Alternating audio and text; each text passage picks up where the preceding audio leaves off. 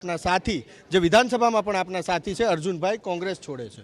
Bharatiya Janata party એમ કહે છે કે અમારે પેજ સમિતિઓ છે, અમારા પેજ પ્રમુખો છે, અમારી સરકારનું આટલું સારું શાસન છે, અમારા નેતા નરેન્દ્ર મોદી છે અને અમારી પાસે આટલું મોટું સંગઠન છે અને એના બળબૂતા પર અમે જીતીએ છે। પણ જે રીતે છેલ્લા કેટલાય સમયથી જોઈ રહ્યા છો કે બીજી સરકારો તોડવાના પ્રયત્ન થાય છે, ગઠબંધન ના થાય એટલા માટે દબાણો માટે સીબીઆઈ, ઈડી, ઇન્કમટેક્સનો દુરુપયોગ થઈ રહ્યો છે। એ જ રીતે અનેક લોકોને પાર્ટીમાં લઈ જવા માટે શામદામ દંડ ભેદની નીતિનો અમલ થઈ રહ્યો છે।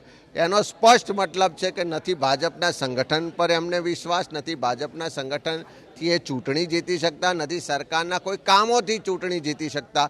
એટલા જ માટે બીજા પક્ષોને, બીજી સરકારોને તોડી અને પોતાની સત્તા ટકાઈ રાખવા માટેનો પ્રયત્ન થઈ રહ્યો છે। પણ જનતા ખૂબ સારી રીતે જાણે છે, સમજે છે। લોકશાહીમાં જનતા જનાર્દન અર્જુનભાઈ અરે કઈ વાત થઈ તમારે? અર્જુનભાઈ સાથે કોઈ વાત થઈ? અર્જુનભાઈ સાથે આજે કોઈ વાત? ગઈકાલે દાહોદ હતા, ગોધરા હતા, યાત્રાની તૈયારીની એમણે મિટિંગો લીધી છે ને એમણે બધા યાત્રાને સફળ કરવા માટે ગઈકાલની તૈયારીઓમાં અર્જુનભાઈ પણ સાથે લાગેલા